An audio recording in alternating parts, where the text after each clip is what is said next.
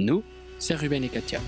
Avec notre petite famille de vagabonds, nous nous sommes lancés le défi de traverser le continent africain.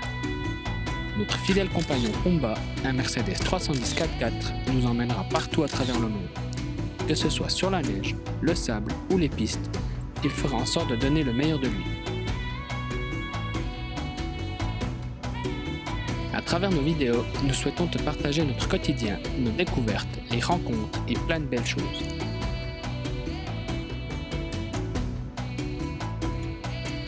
Retrouve-nous chaque semaine pour une nouvelle aventure. Hello à tous et bienvenue dans cette nouvelle vidéo. Et aujourd'hui on va faire une vidéo sur Katia, donc un bilan sur sa santé et que vous compreniez un petit peu qu'est-ce que c'est au quotidien et tout et qu'est-ce que ça implique. Bref, à travers cette vidéo vous saurez tout ou presque. Hello tout le monde, donc moi c'est Katia, j'ai 24 ans et j'ai une maladie auto-immune. Quel est ton problème de santé? Alors, il faut savoir que donc, j'ai deux problèmes de santé. La première, c'est la maladie de Raynaud. Donc, ça touche au niveau des mains et des pieds. Donc, c'est une mauvaise circulation sanguine. Et la deuxième, donc, c'est le lupus. Donc, c'est une maladie auto-immune.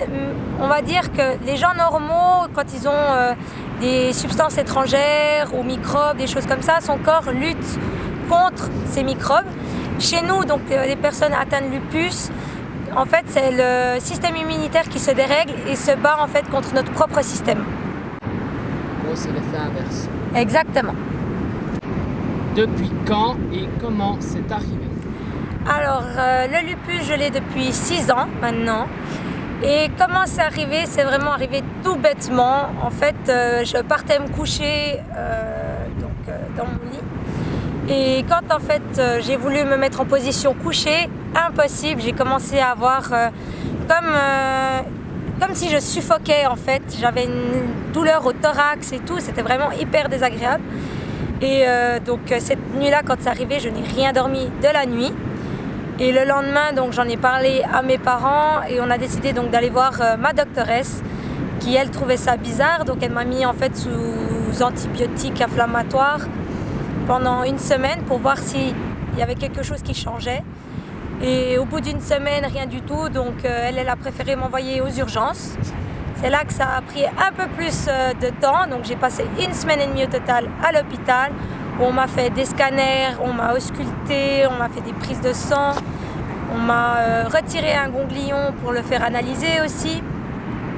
Et c'est vraiment à un moment donné en m'auscultant qu'en fait on entendait au niveau du cœur et des poumons comme s'il y avait du liquide en fait dedans. Et c'est là qu'ils ont pris la décision de faire une radio ou voir le cardiologue, je ne sais plus trop, parce que ça date quand même mine de rien. Et c'est là qu'en fait ils ont remarqué qu'il y avait du liquide autour du cœur et autour des poumons. Et j'ai enfin, après les analyses qui sont tombées, et c'est là qu'ils ont compris qu'en fait il y avait la maladie auto-immune, donc le lupus. Et après ça, donc, ils m'ont mis directement sous cortisone et c'est là qu'en fait tout le liquide est parti d'un coup. Et c'est là après que ça a commencé donc les traitements enchaînés quoi. Quel traitement ou médicament prends-tu? Alors donc depuis le début de la maladie, donc je prends le Plaquenil et la cortisone, je la prends seulement lors des rechutes. Il faut savoir que la cortisone sur le long terme c'est très mauvais. Et après avoir arrêté la cortisone, les médecins ont voulu tester donc, le Lazarec pour voir si ça pouvait me stabiliser ma maladie. Ça a duré peut-être 1 année, 2 ans, pas plus. Donc ils m'ont mis de nouveau sous cortisone. Et c'est là qu'après ils ont pris la décision d'essayer le Benlysta. Donc il faut savoir que c'est quand même un gros traitement. C'est 1 fois par mois à l'hôpital par intraveineuse. Et ça a fait son effet, il faut le dire. Et voilà. Y a-t-il des choses que tu ne peux pas faire? Alors oui, bien sûr. Donc concernant ma maladie de Raynaud, c'est vis-à-vis à l'exposition du froid. Donc en hiver, j'avais des chaufferettes pour mettre dans la poche de la veste pour avoir bien chaud aux mains. Et avec Ruben, vu qu'on surfe, si l'eau est trop froide, j'ai des gants et des bottines pour justement éviter une réaction. Donc, ça fonctionne très bien, il faut savoir, j'ai déjà pu tester. Et par rapport à mon lupus, il y a l'exposition au soleil où je dois faire très attention parce que ça peut faire une poussée. Donc ça veut dire que je dois mettre de la crème solaire de 50. Je peux m'exposer un petit peu, mais après c'est me mettre à l'ombre justement pour me protéger. Il y a le stress qui est très mauvais, le tabac. Tout dépend quel effort je fais, c'est surtout au niveau respiratoire que j'ai un peu plus de peine. Et concernant les enfants, alors faut savoir que les personnes atteintes de lupus ont une grossesse beaucoup plus suivie. Donc on doit déjà prévenir à l'avance notre médecin une année à l'avance quand est-ce qu'on veut à peu près tomber, enfin, dans quelle période on veut tomber enceinte. Comme ça ils sont au courant et ils peuvent vraiment nous suivre de A à Z lors de la grossesse. Donc voilà, il y a des inconvénients mais ça fait partie donc, de la maladie et on accepte. En voyage, comment tu t'organises? Alors donc déjà avant de partir en voyage, je me suis organisée de faire un stock de médicaments que je prenais et que je prends toujours. Après donc je faisais donc des injections de Benlysta à l'hôpital par intraveineuse une fois par mois en Suisse et au Portugal. Donc avant de partir, j'en ai discuté avec le médecin et il m'a trouvé l'alternative donc de prendre des injections pré-remplies avec moi. Il a que pu faire une ordonnance de 4 mois, donc j'avais que 4 mois, enfin plein de seringues avec moi pour 4 mois.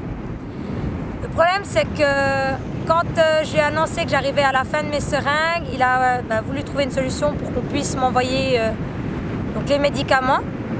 Sauf qu'aucun envoyeur, enfin transporteur, ne voulait prendre la responsabilité donc, d'envoyer des médicaments à froid. Donc on a dû trouver une autre solution.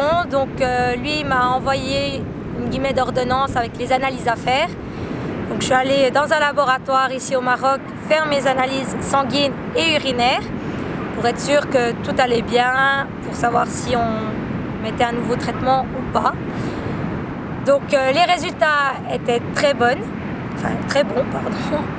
Et donc là, on a décidé en fait que, entre guillemets, j'étais en rémission. Donc on a arrêté le Benlysta. Donc là, je suis que au Plaquenil.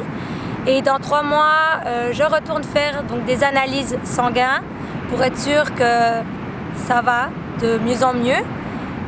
Et comme ça, on est un peu plus tranquille. Et il faut savoir que donc, le médecin est super cool. S'il y a quoi que ce soit, je peux toujours le contacter par mail. On est toujours en contact comme ça. Et c'est vraiment top de pouvoir échanger comme ça avec lui. Sweet. Elles sont où les filles? Tu sais, Nounou, si tu prends la balle et que tu la lâches à chaque fois là, elle va à chaque fois tomber. Parce qu'elle dévale la pente. Mais elle ne le sait pas. Ah, pardon. Ah oh, mon ours. C'est quoi ce cucu là? Hein? C'est des folles, mais qu'est-ce qu'on les aime, hein?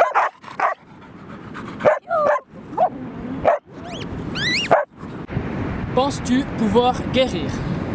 Alors, non, parce que je sais que c'est une maladie donc à vie. Mais je sais qu'il y aura des moments où elle va me laisser tranquille, on va dire ça comme ça. Pardon. T'es sérieuse? T'es un petit peu devant la caméra. Viens ici. Allez hop. Bando. Va là-bas. Voilà, reste là si tu veux, je t'accepte. Elle fait genre, vous en avez fini.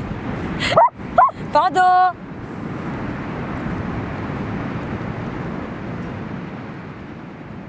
Continue. Ah, je continue. Donc je sais qu'il y aura des moments donc, où elle va me laisser tranquille et il y aura des moments où elle va dire coucou, je suis là. Mais je sais que c'est comme ça et faut être positif, faut le prendre comme ça. Parce que de toute façon, le prendre du mauvais côté, ça sert à rien à part se dire elle est là, elle est chiante quoi. Alors moi je la prends du bon côté, je me dis si elle est arrivée c'est pour quelque chose. Et voilà, et ça m'empêche pas de faire ce que j'aime, de voyager. Et il faut le prendre happy quoi. Et pour les personnes aussi qui ont des problèmes de santé, j'englobe pas tout parce que je sais qu'il y en a beaucoup et qu'il n'y a pas tout le monde qui peut voyager. Mais ceux qui peuvent et qui ont cette envie, renseignez-vous vraiment à fond auprès de votre médecin, voir les possibilités qu'il y a parce que nous on ne connaît pas tout, c'est vraiment eux qui le savent. Donc si vous pouvez le faire, profitez, et c'est juste génial quoi.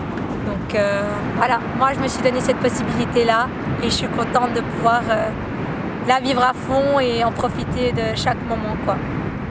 Bon, j'espère que ça t'a plu, que tu as pu apprendre un peu plus à mon sujet.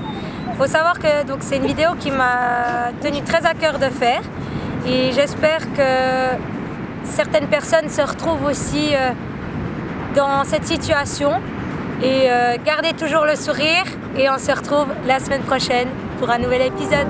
Ciao!